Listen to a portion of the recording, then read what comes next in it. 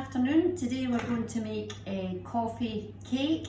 It's actually a coffee drizzle loaf. Thanks very much Viv for asking that. She's been very patient. I think she's asked me every week since we started this. So here we go. So it's basically the same as a Victoria sandwich and the gin and tonic cake. You start off with 175 grams of flour, self-raising, 175 grams of caster sugar, 3 of Rockmel's lovely eggs, beaten,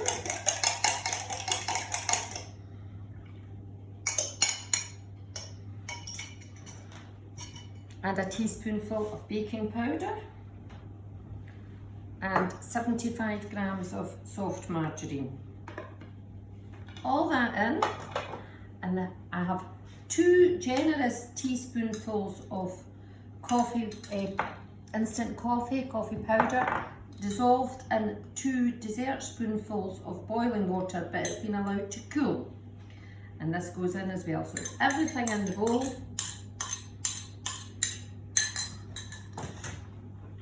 And then your hand mixer and just whisk it all together.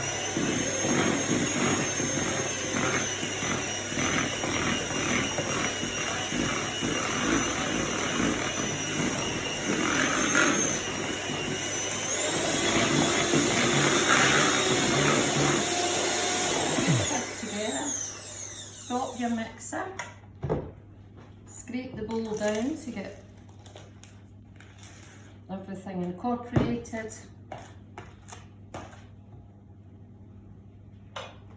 Another quick blast of the mixer. And that's it. Don't overbeat it. That's the worst thing you can do. Makes it tough just till it all comes together. And then into a 2-pound loaf tin. And just scrape it in.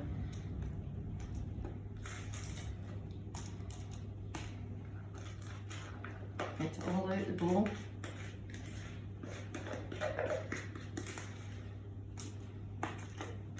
This is a berry flavoursome of coffee, this loaf.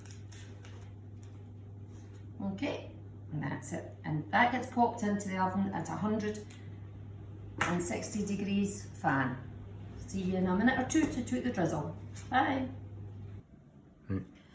Okay, so the cake's had 45 minutes in the oven at 360 degrees. So just again, we test it with a probe, or as I said, an old knitting needle or anything, so long as it's clean, sterilised, and you just poke little holes all over it, like so.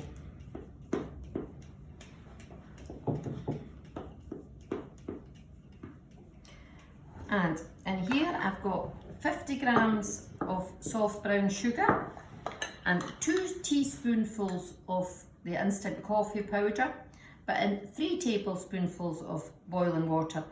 And whether it's hot or cold this time, it doesn't matter. And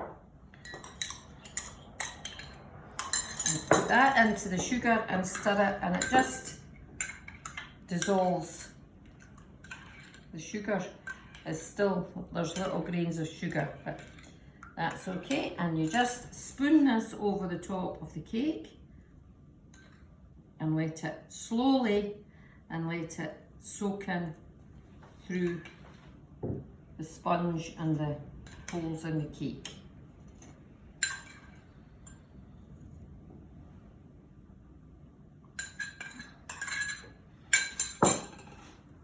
And as you can see,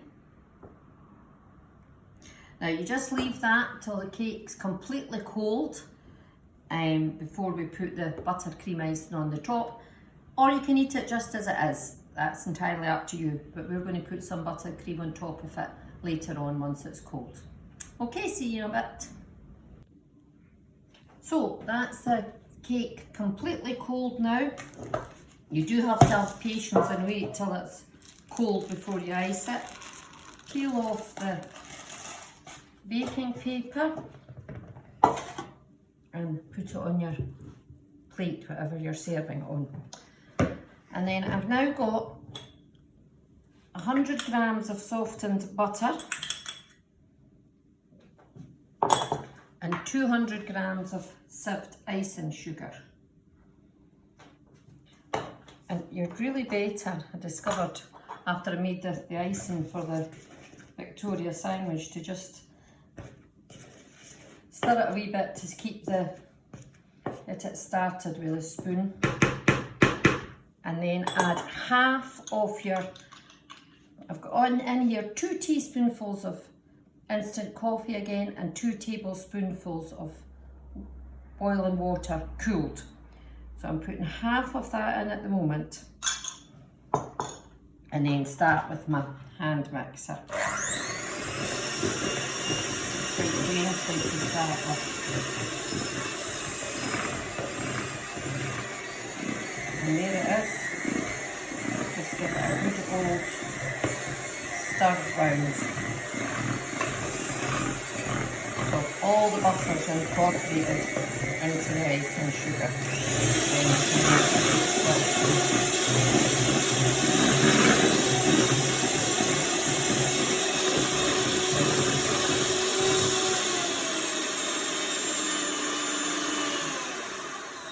That's it. Just again give it a stir round to make sure there's no icing sugar not dispersed, and then drizzle in a little bit more of your coffee mixture. You won't need quite at all, and then that gives you this sort of two-tone. Now get your cake and just spread this on the top.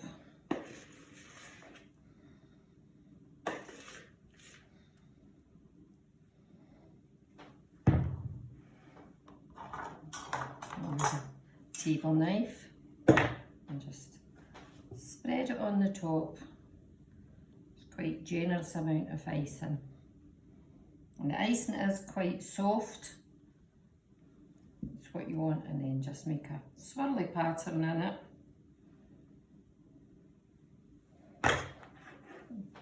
And I'm just going to finish off the top. This is just cocoa powder in a little strainer.